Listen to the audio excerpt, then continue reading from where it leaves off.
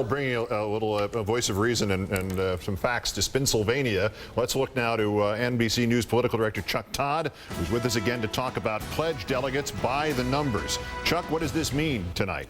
Well, what it means is, and when you listen to Terry McAuliffe and you heard Joe and Harold talking about, the pledged delegate count is basically over. If you could call an election on the delegate count and say, okay, who's going to have the most pledged delegates at the end of this process, it now appears like it's going to be impossible for Obama to lose his lead. And let me show you why. Let me go through some of the numbers here. So tonight, we already know that at her best, she's going to net, say, 14 delegates out of here. Maybe she gets it to 16. If the numbers really ramp up, 18. Okay, well, what is his advantage right now? In pledged delegates, he's up 166. So let's make this easy. Assume she nets 16 tonight.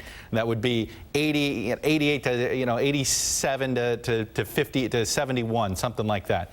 So then he's up 150 going into May 6.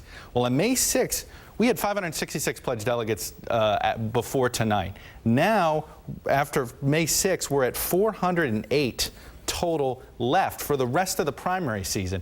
She's got to make up 150 pledged delegates to do that. That starts getting up to 69, 70%. But let me take it one step further. Assume that the delegates are awash on, let's assume the delegates are awash on May 6th in North Carolina and Indiana. When I say awash, okay, Hillary Clinton nets a couple out of Indiana, Barack Obama nets a bunch out of North Carolina, keeps that pledged delegate lead over 150, maybe even pushes it back to 160. Well, suddenly we only have 251 delegates remaining, period, after May 6th, and she would have to make up 150 pledged delegates in order to get this lead back and have that talking point with the superdelegates. Percentage-wise, what does that mean?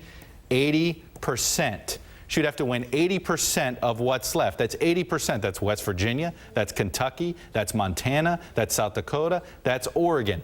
Oregon is a state that Obama's likely to win. You take that off the table, this number rises to just crazy numbers that are almost impossible in this proportional system. So if we called things like this, and we don't call them, but if we called things like this, you would say, okay, the pledged delegate count is over.